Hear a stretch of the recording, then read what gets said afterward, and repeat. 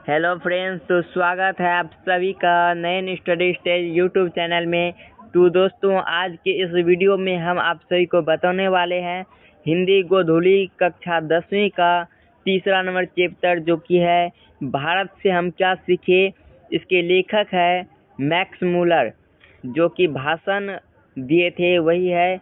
उसका हम आज आपके स्क्रीन पर ऑब्जेक्टिव क्वेश्चन आंसर लाए हैं, जिसको हम बहुत ही शानदार तरीके से बताने का प्रयास करेंगे। तो दोस्तों, चलिए, हमारा पहला प्रश्न क्या कह रहा है। पहला प्रश्न है दोस्तों, मैक्स मूलर को वेदांतियों का भी वेदांती किसने कहा है। मैक्स मूलर को वेदांतियों का वेदांती स्वामी विवेकानंद ने कहा है। मैक्स मूलर को वेदांतियों का वेदांती किसने कहा है, तो इसका सही उत्तर option number B Swami Vivekananda हो जाएगा। ठीक है ना। तो चलिए, 2 नंबर प्रश्न क्या कर रहा है आपका। 2 नंबर देखिए, प्रश्न है दारिस नमक सोने के सिक्कों से भरा घड़ा किसे मिला था।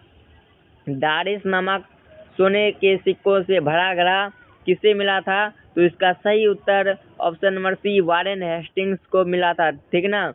दारिस नामक सोने का प्राचीन कालीन सिक्का जो है वारेन हेस्टिंग्स को मिला था, जिसमें कि 172 सोने का सिक्का था। कितना? 172। ये भी आपके बोर्ड एग्जाम में पूछा जा सकता है। ठीक है ना। तो चलिए, 3 नंबर प्रश्न आपका क्या कह रहा है। तीसरा नंबर प्रश्न है मेघदूत नामक पुस्तक का अनुवाद मैक्स मूलर ने किस भाषा में किया था। मेघदूत का अनुवाद मैक्स मूलर ने किस भाषा में किया था, तो इसका सही उत्तर ऑप्शन नंबर डी जर्मन भाषा हो जाएगा। ठीक है ना। तो चलिए, अगला 4 नंबर प्रश्न क्या कह रहा है। अगले 4 नंबर प्रश्न है संस्कृत भाषा और यूरोपियन भाषा का तुलनात्मक वीक्षण किसने किया है, तो इसका सही उत्तर option number A Max Muller हो जाएगा। तो चलिए, 5 नंबर प्रश्न क्या कह रहा है। 5 नंबर देखिए, प्रश्न है कठ और केन उपनिषद का अनुवाद मैक्स मूलर ने किस भाषा में किया है। कठ और केन उपनिषद का अनुवाद मैक्स मूलर ने किस भाषा में किया है, तो इसका सही उत्तर ऑप्शन नंबर बी जर्मन भाषा हो जाएगा। चलिए, 6 नंबर प्रश्न क्या कह रहा है। 6 नंबर प्रश्न है आपका लीपजिंग विश्वविद्यालय में मैक्स मूलर ने किस भाषा का अध्ययन किया था। लीपजिंग विश्वविद्यालय में मैक्स मूलर ने किस भाषा का अध्ययन किया था, तो इसका सही उत्तर ऑप्शन नंबर सी संस्कृत भाषा हो जाएगा। लीपजिंग विश्वविद्यालय में 18 साल की उम्र में मैक्स मूलर जो है संस्कृत भाषा का अध्ययन किए थे। ठीक ना। चलिए, अब अगले 7 नंबर प्रश्न क्या कह रहा है। अगला 7 नंबर देखिए, प्रश्न है मैक्स मूलर की मृत्यु कब हुई थी। मैक्स मूलर की मृत्यु कब हुई थी, तो इसका सही उत्तर ऑप्शन नंबर डी 28 अक्टूबर 1900 ईस्वी हो जाएगा। तो मैक्स मूलर का मृत्यु कब हुआ था, 28 अक्टूबर 1900 ईस्वी में इनका मृत्यु हुआ था। तो चलिए, अब अगले 8 नंबर प्रश्न क्या कह रहा है। अगला देखिए दोस्तों, 8 नंबर प्रश्न है पारसियों के धर्म का नाम क्या था। पारसियों के धर्म का नाम क्या था। ये देखिए, क्वेश्चन बहुत बार आपके बोर्ड एग्जाम में आया हुआ है। ठीक है ना।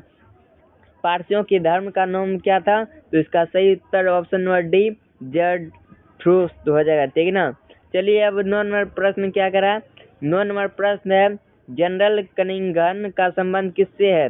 जनरल कनिंघन का संबंध किससे है, तो इसका सही उत्तर ऑप्शन नंबर सी पुरातत्व से है। तो चलिए, अब अगले 10 नंबर प्रश्न क्या करा है। अगला 10 नंबर प्रश्न है 172 दारिस नमक सोने के सिक्का का घड़ा कहाँ मिला था, तो इसका सही उत्तर ऑप्शन नंबर सी वाराणसी हो जाएगा। तो जो 10 का ऑप्शन नंबर सी बिल्कुल सही हो जाएगा। चलिए, 11 नंबर प्रश्न क्या करा है। 11 नंबर प्रश्न है महारानी विक्टोरिया ने नाइट की उपाधि किसे प्रदान की थी, तो इसका सही उत्तर option number A Max Muller को प्रदान की थी। ठीक है ना। चलिए, अब 12 नंबर प्रश्न क्या कर रहा है। 12 नंबर प्रश्न है नालंदा विश्वविद्यालय कहाँ पर स्थित है। नालंदा विश्वविद्यालय बिहार में स्थित है। नालंदा विश्वविद्यालय कहाँ पर स्थित है, बिहार में। तो चलिए, अब 13 नंबर प्रश्न क्या कर रहा है। 13 नंबर प्रश्न है नृवंश विद्या का संबंध किससे है। नृवंश विद्या का संबंध किससे है, तो इसका सही उत्तर हो जाएगा मानव विज्ञान से। नृवंश विद्या का संबंध किससे है, मानव विज्ञान। चलिए, अब 14 नंबर प्रश्न क्या कर रहा है। दारिस क्या है। दारिस जो है दाढ़ी सोने का प्राचीन कालीन सिक्का है, मतलब सोने का पुराना सिक्का को ही हम क्या कहेंगे, दाढ़ी कहेंगे। ठीक ना, तो 14 का ऑप्शन नंबर बी बिल्कुल सही हो जाएगा। चलिए अब 15 नंबर प्रश्न क्या कर रहा है। 15 नंबर प्रश्न है आपका, मैक्स मुलर का जन्म कब हुआ था। मैक्स मुलर का जन्म हुआ था 6 दिसंबर 1823, मतलब 6 दिसंबर 1823 ईस्वी को। मैक्स मुलर का जन्म कब हुआ था, 6 दिसंबर 1823 ईस्वी को। ठीक ना, मैक्स मुलर का जन्म कब हुआ था, 6 दिसंबर 1823 ईस्वी को। ठीक, चलिए अब 16 नंबर प्रश्न क्या कर रहा है। 16 नंबर प्रश्न है आपका, प्लेटो का संबंध किस देश से है। प्लेटो का संबंध किस देश से है, तो इसका सही उत्तर ऑप्शन नंबर डी यूनान देश से हो जाएगा। प्लेटो का संबंध यूनान देश से है। ठीक ना, चलिए अब 17 नंबर प्रश्न क्या कर रहा है। 17 नंबर देखिए दोस्तों, प्रश्न है, भारत से हम क्या सीखे कि रचनाकार कौन है। भारत से हम क्या सीखे कि रचनाकार कौन है, तो इसका सही उत्तर option number B Max Muller है। भारत से हम क्या सीखे, भाषण जो लिखे हैं, कौन लिखे हैं, तो मैक्स मुलर ने लिखे हैं। ठीक ना, जिसका जन्म हुआ था 6 दिसंबर 1823 ईस्वी को जर्मनी के देसाउ नामक नगर में।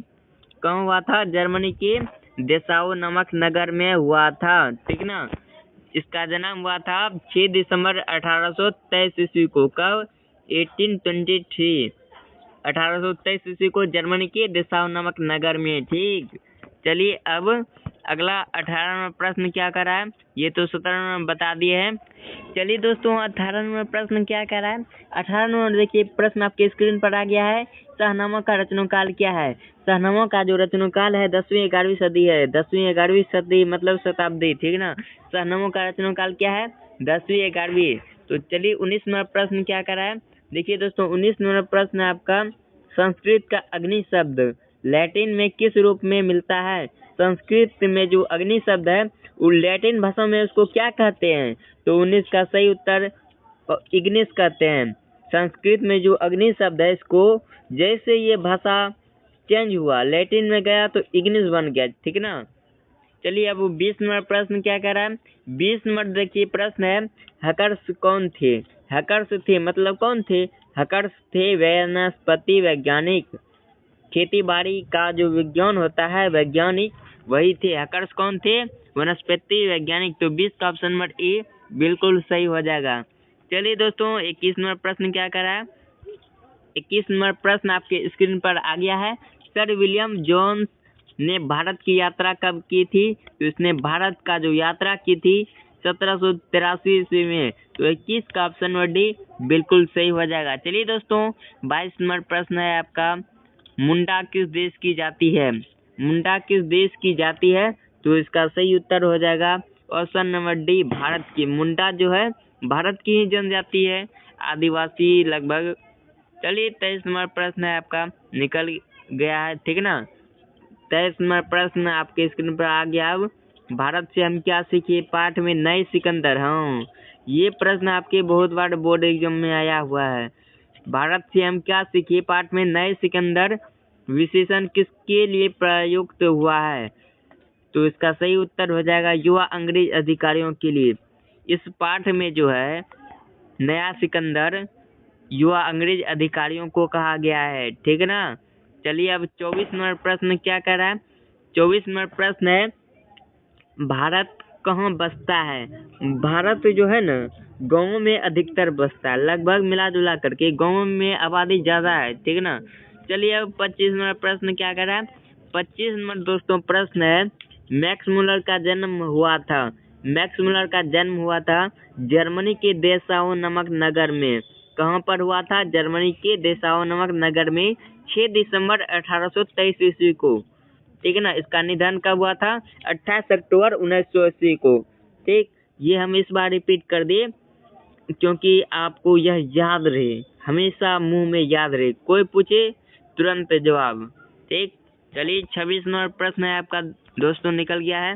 26 नंबर देखिए प्रश्न है, वारेन हेस्टिंग्स था, ये जो था भारत का गवर्नर जनरल था।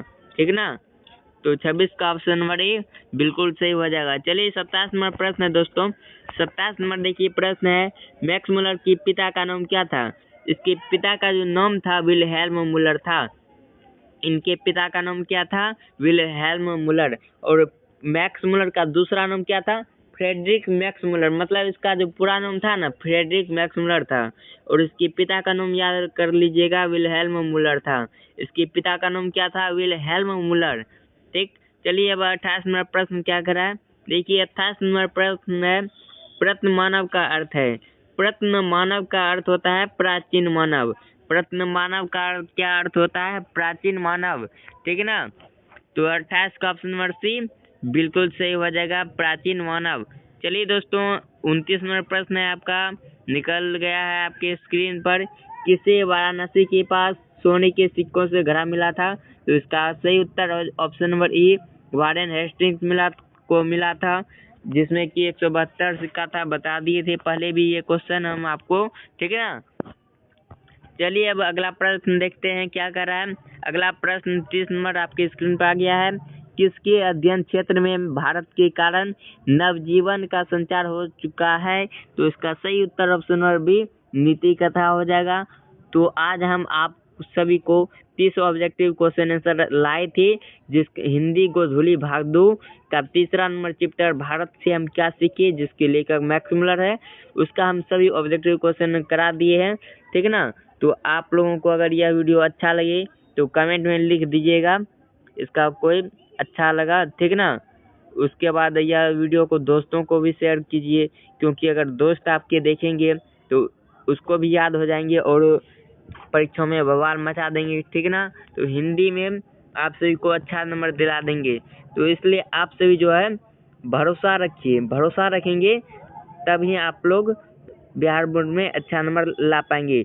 तो अगर वीडियो अच्छा लगे तो आप लोग सब्सक्राइब, लाइक, शेयर करेंगे। ठीक है ना?